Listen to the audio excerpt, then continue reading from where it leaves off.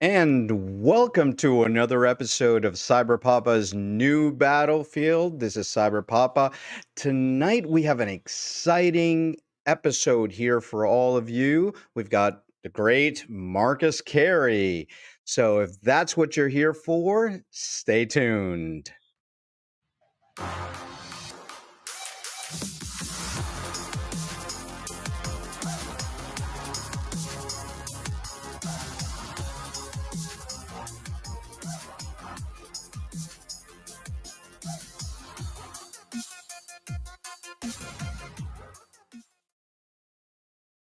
And welcome back. Today we have an exciting show. Today we're going to be talking with Marcus Carey of the Tribe of Hackers and a bunch of other stuff that he's done. Let me go ahead and bring in my co-host, Mr. Cyber Warrior. Cyber Warrior, how are you doing? Doing good, man. How you doing? Doing great. Look at you rocking the new merch. Got to. It's crazy because we look at a lot of things, and I've been on Twitter a lot recently, a lot more than I was a while back, and I'm seeing a lot of amazing people. But for me, it's all about the community, and I know it is for you as well. Yeah. And so having Marcus on here, who did Tribe of Hackers, um, is just, and I have that book somewhere. It's just absolutely amazing. And Which so one? The green, the red, the blue, the purple? I don't even remember. I got it when I was still in my old house, so probably about a year or so ago. Whenever it came out, I actually had the PDF.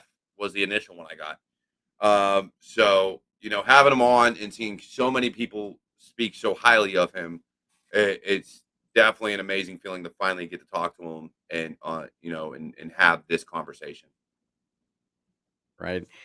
Great. So without any more time here, let's go ahead and bring in Marcus. We also have a special guest that's going to join us in about 15 minutes, Dr. Nicole Flores. So she's going to be joining us as well on this stream. So, hey, bonus. So let's go ahead and welcome Mr. Marcus Carey. Hey, how y'all Marcus, doing? How how y'all you doing? doing, man? So, why don't you tell our audience a little bit about you? I know a lot of our audience that is watching right now. We've got a bunch of folks out there watching us right now. Can you tell everybody about you, your career, and what do you do now? I'm Marcus Carey. Thank you very much for having me, for sure. Uh, Thanks for the very kind words, Cyber Warrior. Really appreciate that. I just tell everybody I'm just a country boy trying to figure out life in a big city. So born in a small town, joined the military when I was 19 or 18, and then learned in the military and in the in intelligence community. I learned how to mess around with computers and networking and crypto and all kind of stuff. So I've been in the game, man, about 25 years now, doing tech and cybersecurity and crypto and all that. So it's been a great ride. I've learned a lot, and my mantra is with everything I do, I try to be a blessing to everybody that I interact with, and so that's just the way I roll, and it's been great. I've learned a lot, and I try to share everything I've learned to a lot of people. So when I'm gone, everybody's gonna be able to say he left it all on the field. Exactly. So, 25 years. So that means you were a 96B? So I was a. Are you talking about MOSs? Yeah. All right, cool. So I was a CTO in the Navy. So if I was a devil dog, I would have been a 2651. Okay. For all my devil dogs, for all y'all civilians out there, devil dogs are Marines.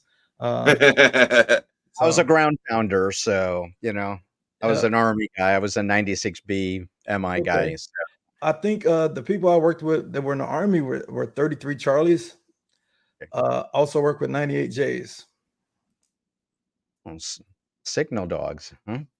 Yeah, I would have been in the Signal Corps if I was in the Army. Yeah. Signal's where it's at. Come on now. I've been Signal my Exactly. entire career. That's dope. That's dope. Small world, right? It is, man. It is. And it's crazy because there we go. Go Army beat Navy. It's crazy because you look at it, and I know we got a lot to talk about this episode, not necessarily dealing with careers, but just to hit on it because we are all military here. If you find it's hard or don't know where to go after high school to get a career, look, the military ain't for everyone. I'm not going to say it is. But if you're looking to get an education and get certifications and get experience, the military is the first place that's going to give it to you. You put that on just about any resume that you were in Signal Corps and you did routing and switching or sysadmin or help desk or whatever, you get that experience in 4 years in the military. Easy. Easy. I And thought all you guys did was run cable and put antennas up. That's what not me. Come on now. I did routing, switching, help desk, server support, sysadmin, networking. But then again, I was also Air Force and Army, so I did a little bit of everything. Air Force cared about my career. Army didn't. Well, I tell you, if I was getting in the military today, I tell everybody Air Force is the best place to go. I think the Navy is quite technical, but you definitely have the same kind of jobs in all the fields. But Air Force definitely is definitely the best lifestyle situation for sure. So Yeah, I think Air Force is best for lifestyle, and Navy and Air Force are kind of hand in hand for technical aptitude. Army and Marines, you're a gunner first. So Marcus, tell us, so can you tell us a little bit about how the Tribe of Hackers came to be, and what did you guys do with that? And we've got a lot of folks that watch us that are early in their careers and want to see people represented themselves in the field. So how did the Tribe of Hackers come about, and how do you think that's affected kind of the diversity in the field? Well, I'll tell you what, I'm really happy how Tribal Hackers all turned out. Um, I've always been a weirdo. I always gravitate towards the people that that I feel is knowledgeable. I always hit them up, ask them questions. I've never been afraid to ask people, and I treat everybody, no matter who they are, woman, man, whoever it may be. I treat everybody the same, and so that in my career, that's allowed me to have a bunch of great friendships. And I'm never starstruck, and I don't want people to be starstruck of me ever. Like, people hit me up in my DMs all the time. I mentor people. I I just don't. That's just the mentality that I have. I mean, I'm only here. I know what I know, so I can share it. And so the Tribe of Hackers is just an extension of me. And because when I go to conferences, I hit up everybody, and I would go talk to the people that are quote unquote famous or popular. I'm picking their brain. So I was like, man, everybody doesn't have that confidence to just go in the room and ask questions like I do, because they're scared they'll look dumb. But I'm the guy. There's no such thing as a dumb question. Yeah, So for that's a sure. bunch of questions. And so For Tribal sure. Hackers is a bunch of questions that most people would probably want to ask people that they look up to in the space. And so I'm not afraid to ask questions. I never have been. And that's the reason why I've learned a lot, because I asked a bunch of questions. And sometimes people think I might be dumb even. I'm not afraid to ask a question, because since I'm just a dumb country boy, I gotta take stuff down. Sometimes I gotta strip it down to bare metal and then build it up. And so Tribe of Hackers, the books came. I read a book by Tim Ferriss called Tribe of Mentors, and where he has a podcast. Tim Ferriss, a very famous podcaster. So Tribe of Mentors is a really good book that talks about business and how people cope, all kind of different things like that. And so And it's then like, that man, says, get your tribe. Get your tribe. Those are the people that understand you. Those are the people that yeah. that help you and that will pull you up when you are feeling down. So that's Yeah, great. funny enough, there's also a book by Seth Godin, which is a marketer, and he has a marketing book. So everybody has their tribe. You know what I'm saying? And so the tribe of hackers is not my tribe. It's all of us. It's the whole, all of us. And so I reached out to a bunch of people that were my friends. Some I knew, some I didn't know. Uh, what's crazy is the craziest thing about it was, like, there's people in the book that weren't known at the time, and they ended up being rock stars. So if you look at it now, you're probably like, man, he just hand selected the creme de la creme or whatever.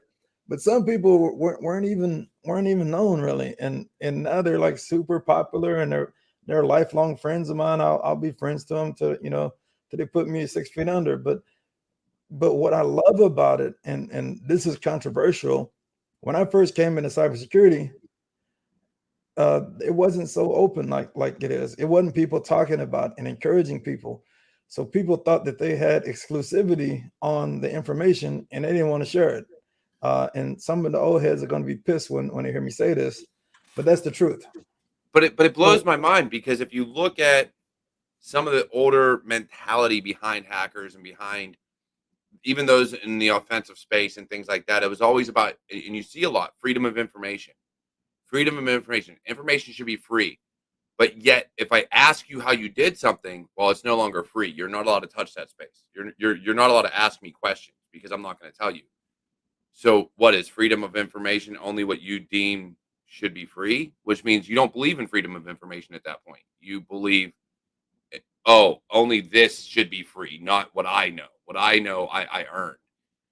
And Kalila says it great, gatekeepers. And that's, unfortunately, a lot of those who originally got into the field, that's what they became. Not all of them, but a lot of them, that's what Yeah, they became. there's a couple of OGs that are cool, and I mean, like the cybersecurity space, as long as I've been into it, it's been all conflicted, to be honest with you.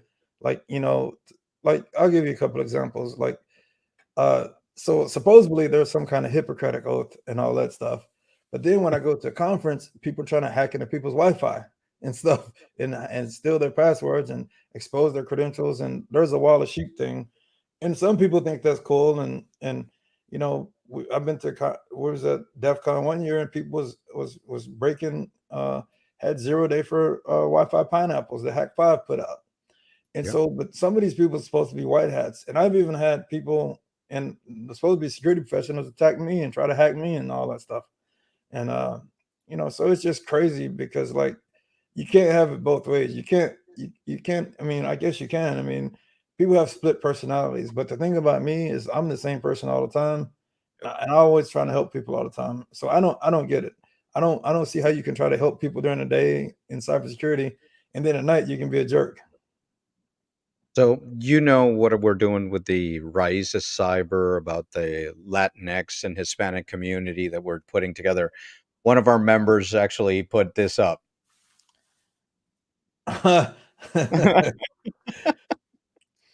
wonder who could be in that show. Yeah, we're working on some cool stuff for tribal hackers, so stay tuned. And we try to we and some we got a couple of things in the mix, and some stuff is going to surprise people.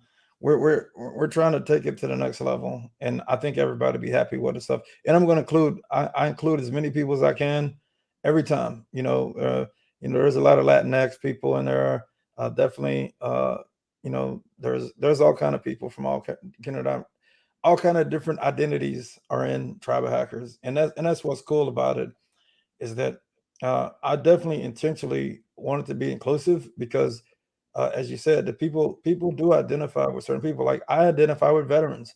I will help a veteran out faster than anything, right? If you tell me on Twitter, if I see somebody's a veteran, I follow them. Like it's off the rip.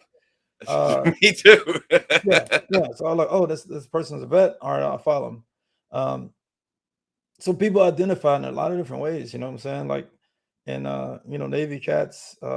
People identify as black, brown, uh, and just hey, it's important to see representation for sure. And what I do think that everything is a bit. I believe in a meritocracy too, uh, where I want to see people hustling and grinding as well. Nobody's asking for a handout. That's what's so funny about it. Like most people I know, they're trying to be beasts, and that's what I'm all about. Like how many beasts can we make in this game, and more importantly, how do we get people to keep on giving back, and as you climb up, pull other people up.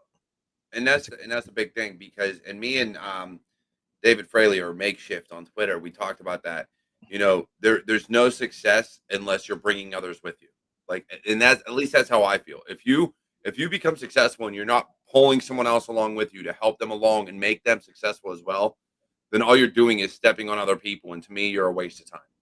Like, if that is literally your goal in life, to get ahead and leave everyone in the dust and step on them and not care about them and not care about others, then what are you really doing? And for me, it's about helping others succeed. If I have seen so many channels, I've seen so many people take off way beyond what I have done and been capable of doing. But to me, I don't care. Like, that means anything I can do to help them succeed and do what they're trying to do, that's all I need. That's what means something to me. So if it was me mentoring you, if it was you being on a show, if it was just me and you talking, if it was whatever it was, if it helped you get to where you're at, that's what matters. Because then maybe it pushed you in that right direction to grind harder or do something different or figure it out. And that's really all we can do, is help each other grow and learn, because we're a- we're we all see the same problems every day. We all do. And if 100%. Yep. if you're struggling and I'm not helping you, then if I'm struggling, you're not going to help me. And so it goes both ways. definitely. Yeah, and another thing that's kind of interesting too is some people get pissed off when people try to help people that they identify with.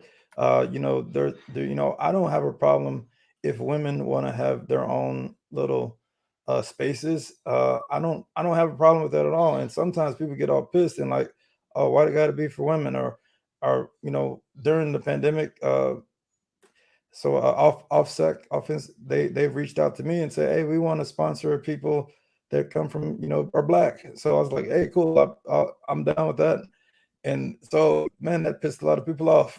So like I'm like, yeah, like, man. So what's funny, like even me, like I tend to, because of the demographics of cybersecurity, I end up helping out more of my white and my white brothers and sisters. I help them out all the time because it's a majority of them in our space, and I don't care. I'll help anybody. Yeah, It's the craziest thing. Like I just want to be a blessing. But the thing is that veterans are going to identify with me. Veterans come to me, exactly. hey Marcus, people trying to get out. Marcus, I'm trying to get out. How do I position myself? Black people, see I'm black, they identify with me. So that's that's what I'm saying. Like that's what always happens is people identify with me. Look, God made me black on purpose. So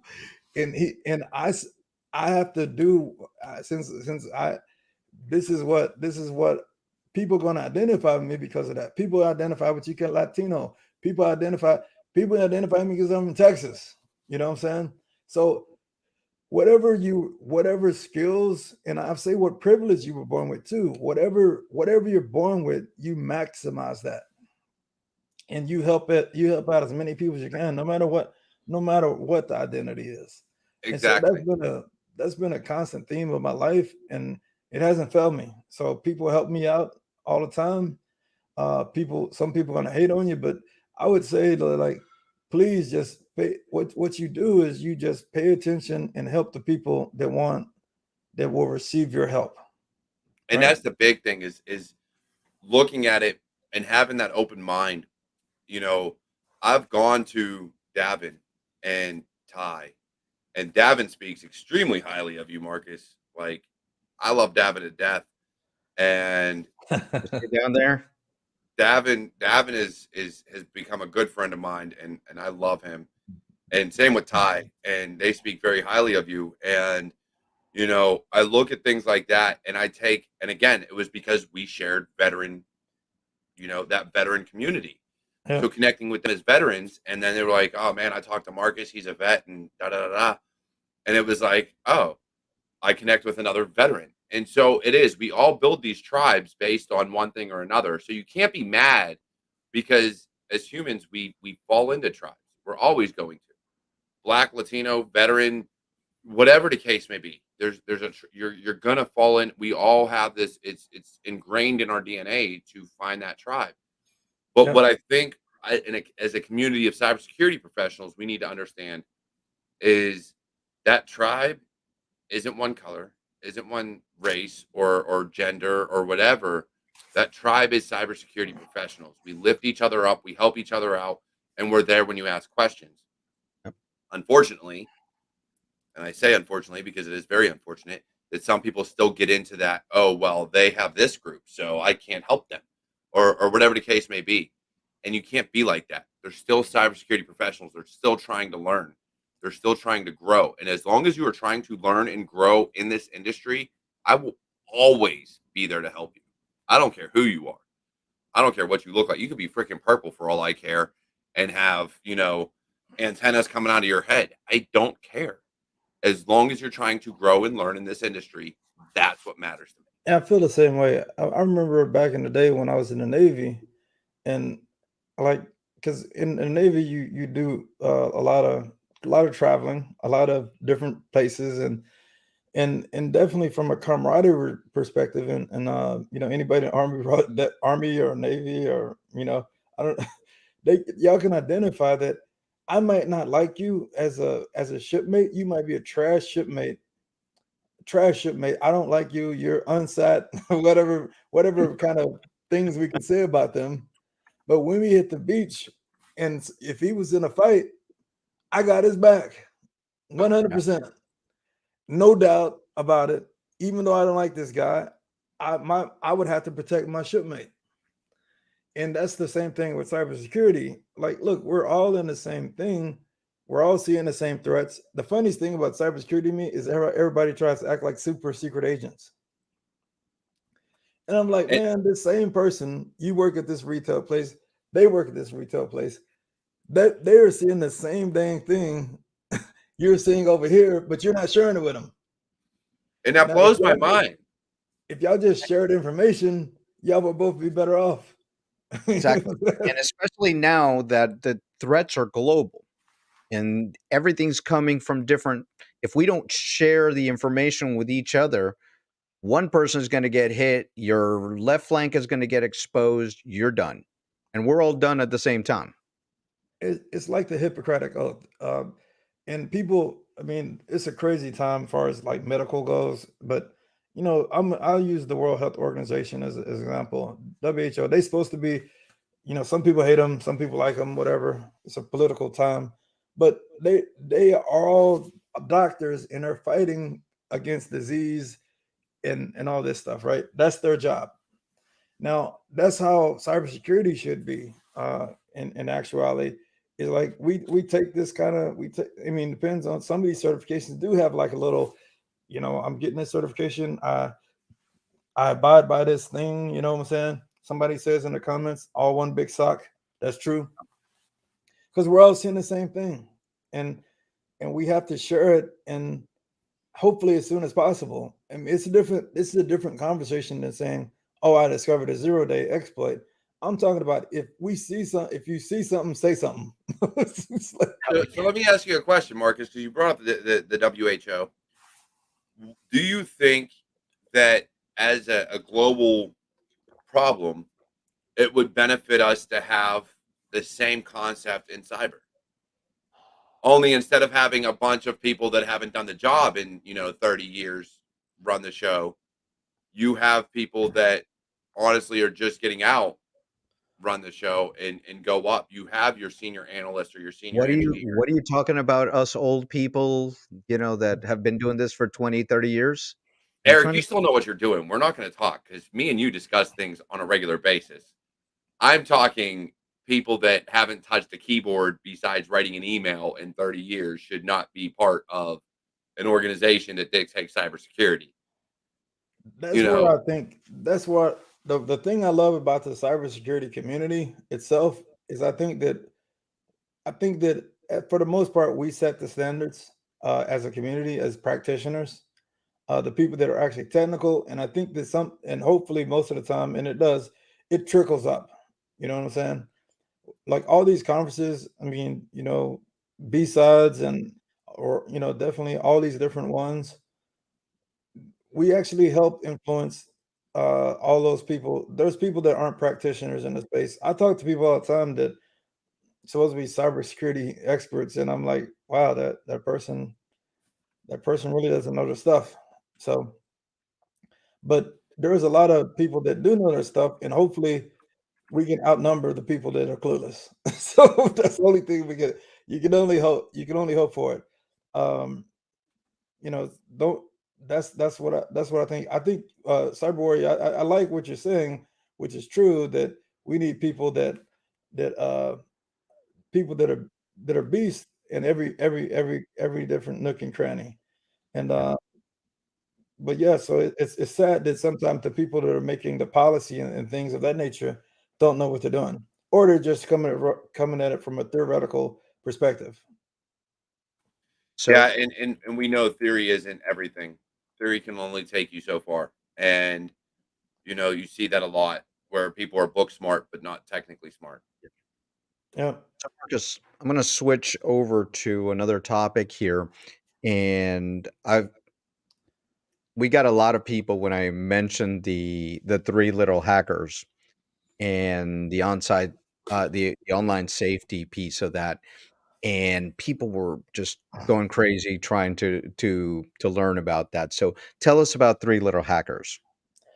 So Three Little Hackers. Funny enough, this is the one of the books I did. This is the original copy of the book that I got with the little trial thing on it. I mean, a little sample. But it's a book that I created, and I illustrated it and all that stuff during the pandemic. When I was young, I used to draw and all that stuff. I had a couple of. I, I wanted to create something because people ask me all the time, like, "Hey, how can I keep my kids safe online?" And sometimes, how can I keep my executives probably safe online? So I write the meaning of any book that I did is a conversation starter. And literally in Tribal Hackers, I started the conversation by asking questions, right? And so basically that's it. So how do you tell your kid about cybersecurity? So that Three Little Hackers book, what I did is I took the old story of the three little pigs, and I transformed the three little pigs to three little hackers that were getting their first laptop. And so their parents gave them some rules to abide by online, and I take you through three scenarios, just like the classical story takes you to three houses. I take you through three cybersecurity issues that affect most kids and most people online. And so the big bad wolf is the hacker. He's the villain. He's the black hat, and he's preying. He's trying to prey on the kids online. And what happens is the one of the kids sees what's going on. They tell their parents. Their parents in the book are also white hats. That's it. Yeah. And they're able to save the day. So that's the book. And what's really awesome about this book right here is this is this is the book I wanted to do. I did another book right before this to practice, and it ended up pretty good too. Uh, but this is the book that I've been wanting to do for a long, long time. And because it's a conversation starter to get your kids, because it's always awkward sometimes when you try to talk to kids. If you're a parent, like, but if you can introduce them in a little conversation piece, hey, check this out, and then go through it, and it's working great because like I have teachers reaching out to me, and teachers are teaching kids in schools with this book, and I self-published it and all that stuff. So I self-published it. I talked to some book people, and they're like, oh, it takes like a year or two to get out. I was like, no, I can't do that. So I'll just draw it and I'll put it out myself. So I've been asked to tell you the story about Elliot, my 16-year-old autistic kid. When he was in Mhm. kindergarten, he hacked his teacher's computer, changed her password, Wow. and then locked the computer. And every morning, the teacher had to come to him ask him to unlock the computer, and then he would change the password again after she was done. So that's my little hacker. Um, when That's he was in awesome. kindergarten, he did that. That is funny. I love it. I love it. That's one of my 8 kids, in case you Wow. wanna. Wow. When God said be fruitful and multiply, you took it literally. Amen, brother. I got Uh, 5. You got me beat. Well, I have 4, so we all big. We got a big family crew. That's awesome. Hey, Devin calls me the MVP, say. Yeah. I stand by. So actually, because you mentioned teachers, I'm going to my kid's school and talking about this stuff, and I've been to their old school, their old elementary school, and talked about cybersecurity and cyber awareness and things like that. But I'm definitely gonna have to get my hands on a few copies of those books, because I want to give something that these teachers can teach the kids without needing a cybersecurity person there. They can read the book, understand it, basic enough that they'll get the gist of what's going on. And so I definitely will have to talk to these schools about getting a few copies of that. Yeah, that's awesome. Because like what's interesting about the whole situation is that, like I said, it's a conversation starter, and basically the wolf in the story is trying to social engineer them by several different ways, through a video game, through this, through that.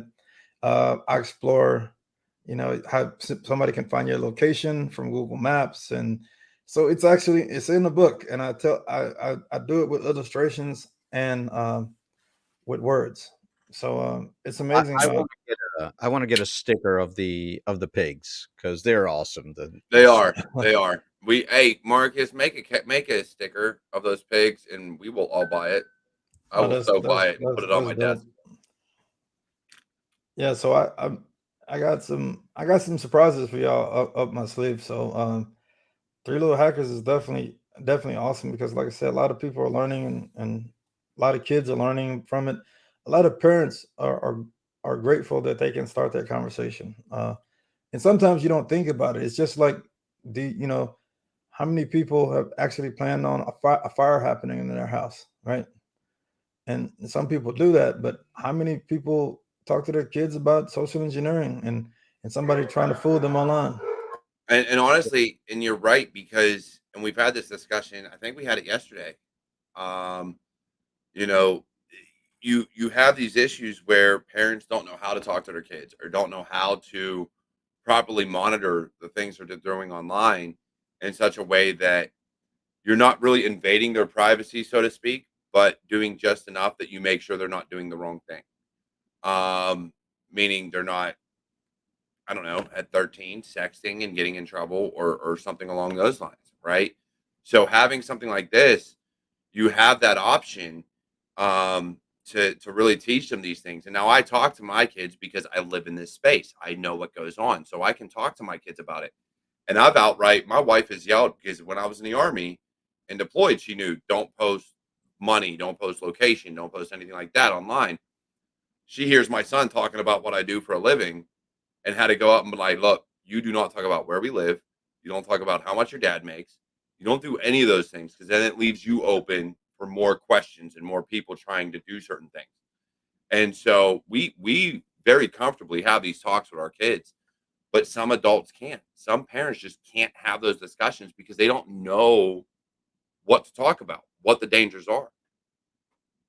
And one of the things that we're going to be doing with the foundation with Raiz is we're having a education for middle school and high school education on careers on cybersecurity, online safety, social engineering, a lot of different areas to bring in those underrepresented feel or people in those areas into the field of cybersecurity and all the different branches of it. So we're trying to do that, and the education's very important.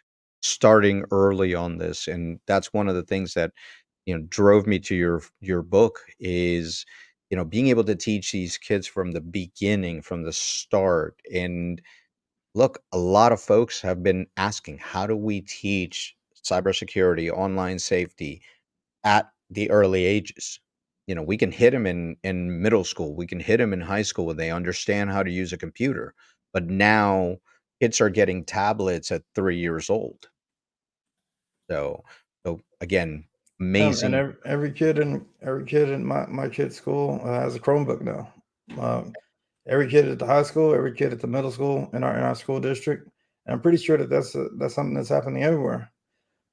In most school districts now, everybody's online, uh, even at as early as at least sixth grade, probably younger now. So yeah, everybody's online. Everything's online. I mean, the last year with the pandemic, especially, more and more people are online. So it's important to. You're not going to stop your kids from going online. You're not going to stop them from circumventing some of the controls you try to put in place, but you can set limitations on don't share your name, don't share your address. Like CyberWar saying, don't do these. These are like critical mistakes that you cannot do. No, no, not what school you're going in. Don't send no pictures. Uh, so basically, there's like those things. Other than that, but what happens is, and this happened to us sometimes. Like you gotta make sure your kids, and this actually a lot of my lessons as a parent coincides with with how you handle cybersecurity.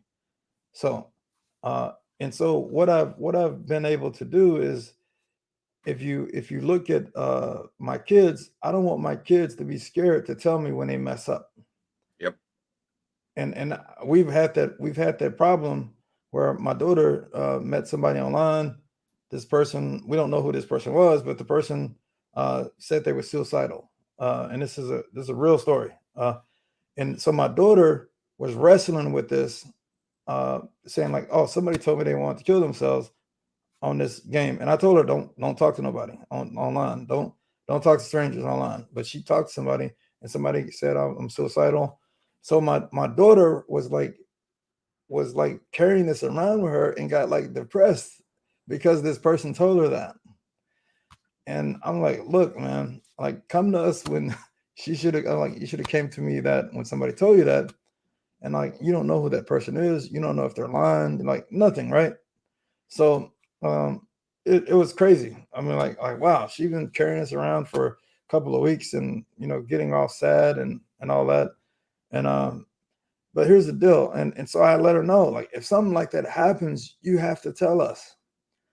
And then same thing with cybersecurity. You'll get somebody breached or clicked on something at your company, and and they know that they did something wrong, but they'll just go past that like it was some kind of just a speed bump, and I'm doing this, right? So super important to understand, like as humans, we're going to make mistakes, but the mistakes don't matter as much as how do you recover from a mistake?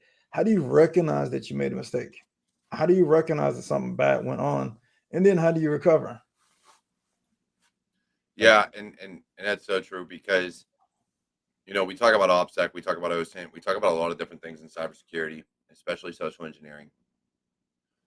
Well, let's look at the reality of it, and to your daughter's point of what someone said to her. Sometimes something like that, I get it, hits them hard, but if we can talk to them and make them realize, look, just talk to this person, and this is something where you don't have to give information, you don't have to tell them who you are, but just talk to this person. So from a mental standpoint, sometimes they just need help and they just need someone to talk to. So it's kind of hard because you don't want them to feel bad and you don't want them to feel like they messed up. But at the same time, they have to understand that look, if somebody tells you these things, maybe just talk to them. Don't give them your information. Don't tell them what's going on. Just talk to them. See what's going on in their life and just see if you can just say, "Hey, look, you're worth it. You're valued. You're important. You deserve to be here." And that's another thing, and not to go down the mental health standpoint, but we all see it on a daily basis, right? Especially those of us that are veterans have seen. We have friends, family members, battle buddies, whatever that are going through a lot of mental problems and battle with this on a daily basis. So understanding as kids see this too. So again, if my son came to me with something like that, I'd be the same way. Like, be careful who you talk to. Like, you should have came to me first. You shouldn't be battling with this alone. But at the same time, let them understand that they can help people through things because they may be dealing with the same shit. and you don't know it. And I know my son deals with things that I don't know about. I do. I mean, for sure. I mean, I like my philosophy is tell an adult and let them walk you through it. Most of these things are chat or whatever, definitely can bring a parent in, but I'm like me, like, first of all, prevent it from happening in the first place. Don't talk to strangers. And I do, but here's the deal though. From a social engineering tactic, the main thing that people do is play with some kind of shocking thing that reels the person in to get them to be able to have to reciprocate in some kind of way. Right. Yes. So, I mean, maybe it could legitimately be somebody with that, going through that, but you never know. And is So, it not sad that we live in a time where we have to worry about that? Where we have to worry about whether or not someone's trying to just get into our kids' heads? you know what? My philosophy on this, brother, is that it's always been this way. We try to act like it's been better, but I mean, I grew up. I'm 46 now. I grew up in a Leave It to Beaver time frame where everything was hunky dory, and the Cosbys before we knew how bad Bill Cosby actually was. You know what I'm saying? Like I thought everything was good. I thought all But even then, when us growing up before the internet, before chat, before all this, we saw people's facial expressions and how they really acted. So if you could read facial expressions, which some people can, some people can't, let's be honest, you could see somebody how they really feel based on how they're speaking to you. But now behind text and chat and just what's going on online, it's so hard to tell if somebody's serious or if somebody's just trying to play a game. Right, and words matter, and that's Exactly. one of the most important things that we could teach our kids is that whether it's on the playground, online, words matter, and we don't use different types of phrases. We don't say, "Oh, I'm dumb" or "I'm this," and that everything counts. And we all kind of grew up in that era where it's like sticks and stones may break my bone. You know that thing? Hey, That's I still live by that. I ain't gonna lie. Words will never break me down. Yes. That's like launch like 1,000. It's like That's not what you said session. earlier today, okay? Hey, Eric. Hey, let's not talk about what me and you talk about on our private time. So, but no, it's really a serious thing. I'll kind of jump in. You guys know, Marcus, nice to meet you. I have an 8-year-old daughter, Daphne. My daughter is kind of the opposite. She would be one of the little hacker pigs in the book. Well, and I wouldn't say that way. She's like a black. She's a gray hat. If you're in Roblox and you're in Brookhaven or wherever it is, she's actually one of the. She polices it. So the other day she's like, "Mom, I think there's a hacker in here." I'm like, "Okay, baby, go find it." Next thing I hear, she's like, "I'm interrogating him." That's funny. So, all kids are different, but no, my child is a subject matter expert in asymmetric warfare. That's awesome. Yeah, and that's great. And Dr. Nicole, me and you were on my show before, and just the things that kids can do is amazing.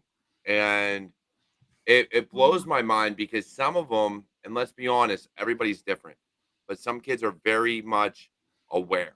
They see what's going on. Yes. They know what's going Yes. on. Some are blind. They can understand it, and that's one that really the big thing is that even though they're aware, they don't know how to interpret those feelings. They don't know how to make sense of it. And that's why it's so important that, even because, we all get it, right? well, so and so, their mom lets them do this or their dad lets them do that. Well, no, we don't do that in this house. Because the fact of the matter is that you're exposing them to material that their mind is not capable of processing or understanding in an appropriate context. And it really comes down to, so everybody knows I'm a little different. Pause for smile. But I'm a little different. So there's a lot of things, with the exception of sexualization and nudity and things like that. There's a lot of things I'll expose my kids to. For instance, I don't have a filter. I swear, I drink, I smoke, I do all these things. But my kids also have an understanding. You don't say those things in school. You don't say those things around adults. You don't say those things. And, I, but I raise my kids because whether or not they hear it from me or see things from me, they're going to see it out there in the real world. They're going to see their friends are going to swear. They're going to be around some parent that drinks. If they go over a friend's house, they're going to see these things. It's going to happen. So Right, for me, it's exposing them to see, look, this is what can happen. This is what is said, but you don't do this until you're an adult. Once you turn 18, guess what? The gloves are off. You're an adult. You want to make your own choices. That's fine. I will give you advice. You can pay your own bail. Okay. Right? Exactly. But that's how I am. You screw up, you make your mistakes, you're going to live with them. I've got a 29-year-old that is still in the house, so he didn't want to go. but you make your mistakes, you're going to live with them, and that's. But I'm going to teach you right from wrong. That's what I'm going to teach you. Exactly. If you don't take my advice, that's on you. Right, and here's the thing that's so important is that we talk about that. The first 5 years of a child's life. It's actually 7, and it actually includes also the in utero time. And during that 7-year period, all that core coping mechanisms, all the synaptic pruning happens, all the personality development, all of that. Giving your child the best foundation possible is the biggest gift you could give them. So in cybersecurity, how do we do that? How do we give them a foundation with everything being intertwined now with social networking, with TikTok and Facebook and Instagram and phones and text messages and Snapchat and all this other stuff? How do we as parents, how do we as adults reach the kids in such a way that they understand and can comprehend? And by all means, Marcus, like I said, I got to get my hands on your book, and I got to send it to schools. Marcus, this one, because the book, The Three Little Hackers, is one of the first books that I've seen that covers these topics. Yeah, I got to know how beyond that, how else do we reach kids? Well, one of my favorite methodologies is called no. Like no. Yeah, no. Give them the knife hand. No. No. It's called, and because here's the thing, it's about boundaries. And I'll share a personal story. Like Daphne had a little buddy who came over one time, and he started trying to Google some stuff that he shouldn't. And she told him, she's like, my mom's going to find out. I thought your mom was just a neuroscientist. No, she's like, no, my mom, she was in cybersecurity for, kind of whole thing. Like, that was kind of cute. Well, anyways, so of course I find out, but I made sure that it was known to Daph. I was like, sweetheart, those ninja skills you like to talk about? Just remember where you got them. So Mark, I want to see DJax Alpha doing the TikTok dancing and reading your book. So I do want to see that. Here, okay, so what we have to do here. So I tell my kids, my oldest suffers from anxiety and separation anxiety, especially with how much I traveled in the Army. And so I tell them, you have knives, you know where I keep my gun. you have nothing to fear if I leave the house. You know how to pull the slide back and fire shots. Like, you have knives. You know how to stab people in the ankles or the ribs. I don't fear. It checks out for Army guy.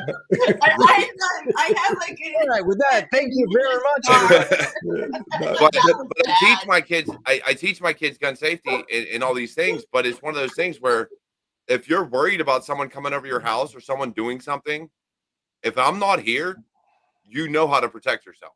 I will never not teach my kids how to protect themselves. And so you know where everything's at and you know how to do everything. So online, though, and this is the kicker, online it becomes harder. Because as much as we grew up in the timeline of sticks and stones, kids have not. We have not. I'll be honest. I have not taught my kids that phrase. I probably should, but I haven't. And so it is one of those things where you have to teach your kids that words cannot hurt you. What people say to you cannot hurt you because you need to be above that. And it's hard because everybody's mentality is different. But if you rise above the hate, I need your book, man. There he is. I need it. The book on repeat. I gave something for kids to remember in this book. It says have fun online, but privacy is a must. Yep. There are wolves in sheep's clothing that you should not trust. And I repeat that phrase in the book a lot. I mean, you're not going to keep them from any website that you think of, and even employees at any job or any company, you're not going to keep them from doing everything that you want to keep them to doing.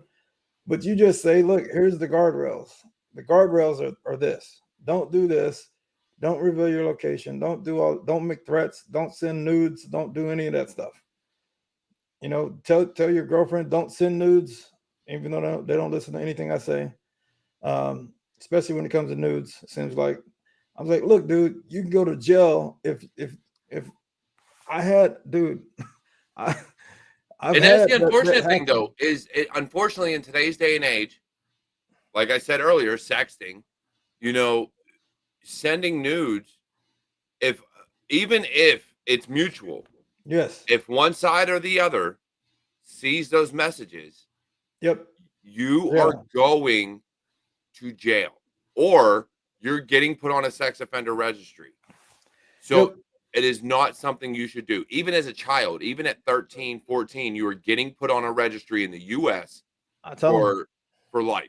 There's no getting away from it. I told him, I was like, look, this is the stuff that you just can't do. And I don't even know. Like, take a look at the bar here. So basically, man, it's a tough thing. But like I said, you got to try to put up guardrails. You got to try to let the kids know the ramifications for a certain behavior. And that behavior could be innocent behavior. Like, hey, cool. I go to this school. Well, that's actually bad because then that person can try to stalk you at that school. I mean, it's in the book, by the way. I go over these little scenarios, and I don't like to plug stuff so hard, but I think do it, man. Really that's why you're here. Look, we plug it for you. Get it. Of covering kind of like scenarios that really happen every day online with the kids. And what's funny is, like, you know, I have 4 kids, so I have a lot of practice. And look again, 5 boys. My oldest is 13, my youngest is 4. So wow, you know, Eric's like, he's been around since dinosaurs roamed the earth. So let's not talk about Eric. His first car was a T-Rex. It's okay. He was eating brontosaurus burgers back in the day. Exactly. Fred Flintstone. I got an autographed Bible. Okay. Oh my God. In the papyrus. That's old school right there. Yes, I love it. Wait, and again, you have boys. I know, Eric, you have girls too.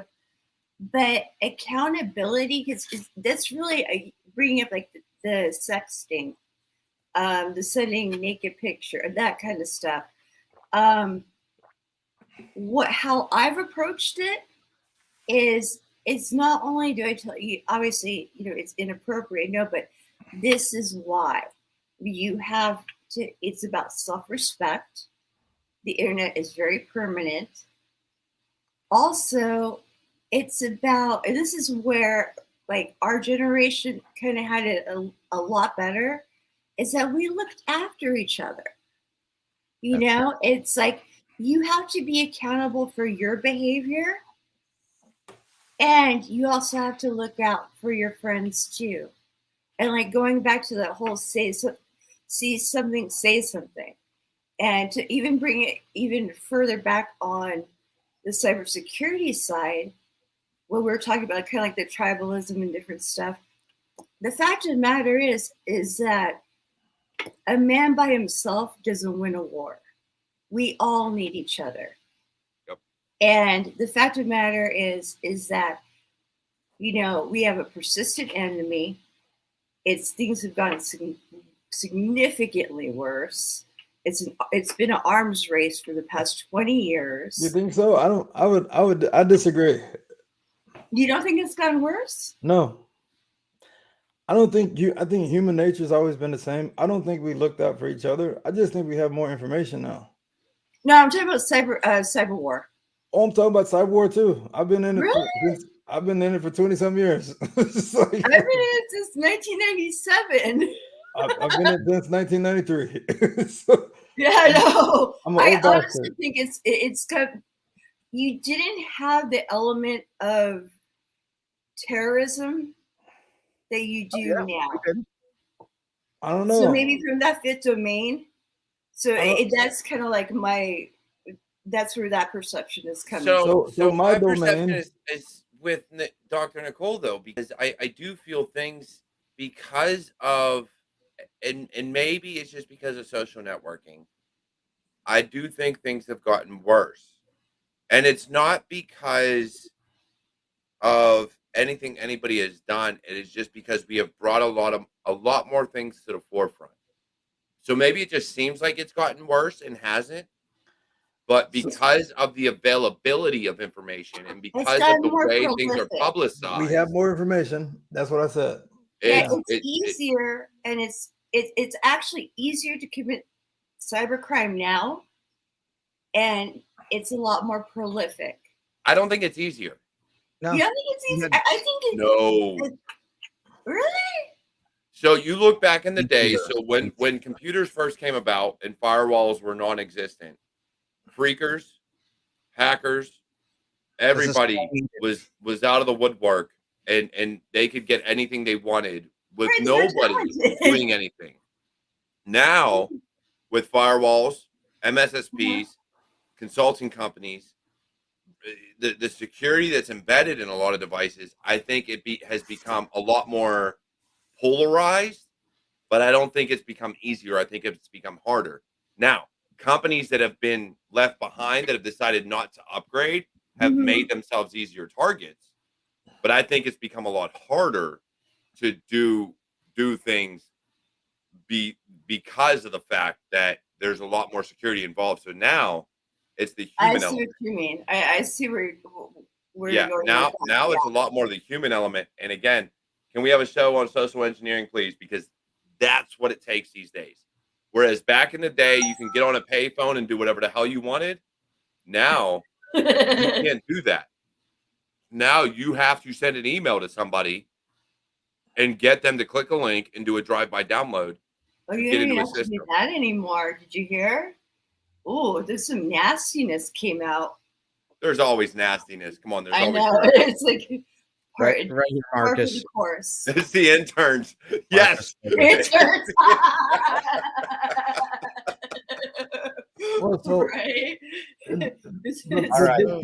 Big picture. I think that as more information has gotten online, there's more information online, there's more people online, there's more computers online. That's actually, and we have just more information in general. Like right now, I know I'm more aware of everything. Everything's from a single click. I can learn something new. So I just think we're just in an information age. But I think the nature of humans has always been the same.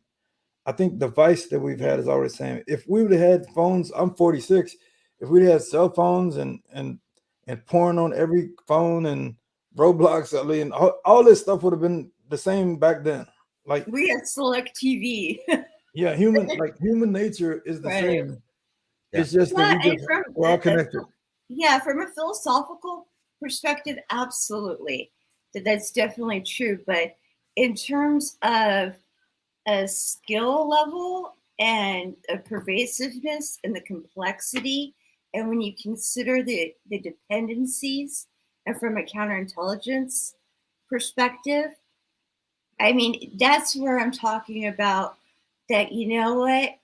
It's not enough to just cross your T's and dot your I's. And kind of like to go back to what the conversation earlier is, that we all need to be in this together. We're fighting a war. I agree. It's a real good book that I read recently. I'm all into the spy stuff, by the way. I did signals intelligence. I worked at NSA. I love spy stuff. I worked at DIA. I did a lot of my own little, intel stuff, right? I can't see where I worked at. Yeah. I love all that. I worked at a lot of places, and I've seen a lot of faces. Put it like that. So here's the deal, right? Like when it comes down to it, at the end of the day, it's a book by Malcolm Gladwell that I hope everybody would check out, because it talks about spies better than any spy book ever. It's called it's the Talking to Strangers is the name of the book. Have y'all seen that book? Which one is it? It's called Talking to Strangers. This is news No, book. I haven't seen it. So he talks in depth about CIA and different intelligence agencies, and how the Cubans and how the Russians totally owned U.S. intelligence back in the day. This is talking about the 60s. Everybody owns the U.S. Come on now, let's be honest. It was an absolute amazing. If you read that book, you tell me, you can't tell me that that espionage is better, is worse, or whatever, because they knew everything that we were doing back then. So the techniques are just different. That's it. So that's it. Like, and I was in the Navy too, and we had some of the biggest espionage cases ever. The Walker family in the Navy. When I was in the Navy, we were when I did crypto and all that stuff, and we were super under scrutiny because Walker family sold all the secrets to Russia. Correct. And so I'm like, yeah, I mean, it might be from you don't have to go into a space as much, but we still have spies and insider threat in that manner. And you can get it over, you can hack into the DoD defense contractors now and get information that way. But I would say that it's just different, but it's still the same. It's right. not gotten worse. The actors have changed, I think, to some degree. That you had before, you would have like the insider threat who's the disgruntled employee. Now you have the insider threat that's a state act, a spy. Like you have stuff going on that happened at Sandia, OPM, Pentagon, all those, what was it? The F-30, which one of the planes that the blueprints got stolen? 35. Yeah. So, I mean, it's like, it is also espionage, but the actors change. And the sophistication changed. The techniques changed. The end goals. For instance, like we were dropping pamphlets in Vietnam and Korea and all these different countries from a psychological warfare perspective, information warfare. Psyops. We've been doing that. We've been doing this for years. And the CIA is actually pretty good at it, but they're also bad at leaking every secret too. So the CIA is just a laughing stock, and the FBI is a laughing stock, to be honest with you. Wait, what? The CIA and the FBI are laughing stocks of the intel community. Like, don't say that. Absolutely. But we used to make fun of the FBI because they said the FBI had portable, inflatable podiums. As soon as you get close to ending up on a case, they would flop in with their freaking podiums, FBI. Hey, now look, man. I'm a subject matter expert for the FBI and Secret Service. I'm on Hey, their I can't. Hey, returns hey, task look, I'm force. just telling. I I'm love just you, telling Dr. you. Nicole, but they still get made fun of. I'm just Okay, at telling this you. point in time, hold I on. just tell you the straight scoop. All right. Well, thank you very much, everybody. We're gonna talk very quickly about what we have going on for Security Happy Hour tomorrow with Cyber Warrior. We've got an exciting show tomorrow. Cyber Warrior, take it away. So tomorrow we have the CEO of Site.io, Bryson Board on, and I'm extremely happy about that. I've been trying to get the unicorn on for a while. So it's nice to have him on tomorrow. And Eric, don't even try to one up me just because you're trying to get the rest of the staff. All right, I have the CEO. He takes precedent. And next week on New CPO of yeah, so true. it's I'm going to be a sure great episode. I'm on so happy to Raíces. have him on. And look, me and Eric go back and forth. If you haven't noticed, me and him, dude, I'm on his show, he's on mine. We do these things, and at the end of the day, it's all about bringing the community together. Bryson Board's on tomorrow. I have Lily Clark on next week as well. So I already got next week planned. Got it covered. Eric, where you at? Who you got on next week? But look, we got it going on. Also, B-Sides Pittsburgh, October 22nd. Myself and Eric, hopefully, if you're still coming, will be live from B-Sides Pittsburgh. So I will be trying to get as many interviews as I can within a time frame. I don't know if it's going to be an hour, 2 hours, but it'll be a nice episode.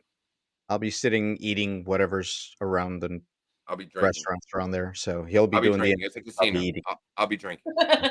So it'll be a good time. But look, a lot of good things going on for Security Happy Hour. If you are not following Raíces Cyber on Twitter, please go follow them. If you're not donating, volunteering, anything like that, please go ahead, head over, take a look at their website, take a look at all the merchandise and everything else they got going on. Also, if you're looking for this hat, this hoodie, or any other amazing merchandise I have, cyberwarriorstudios.com has all my merchandise. Marcus J. Carey, go pick up Tribe of Hackers, any one of his multiple books. Please do. Dr. His Nicole, thank you for Amazon being link. here. Hey, his Amazon link is down on the description here of the stuff, so please go check it out. Nicole, thank you for coming in. Marcus, again, thank you very much, sir. It was a pleasure having you here. And last words to you guys, Marcus. Hey, Nicole. Hey, thanks for showing up, Nicole. Thanks for letting me. Since you told me that you can't admit where you went, I went for the kill there. So a little friendly. It's on a block somewhere. It's funny, just like how the services we have banter. The different intel communities beat each other up too. So all right, I know. Hey, thanks a lot for having me. Hey, thanks for all y'all do. Thanks for serving the community and helping people get into this thing. I love it. Thank you very much, sir. All right. Well, thank you again very much. Stay in the back room there for a second. And again, everybody, thank you very much for tuning in to another week of New Battlefields. I hope to see you guys tomorrow on Security Happy Hour, and we've got some exciting stuff coming up for Raíces Live next week and New Battlefields. So again, thank you very much for being here, and practice safe cyber. Till next time, everybody.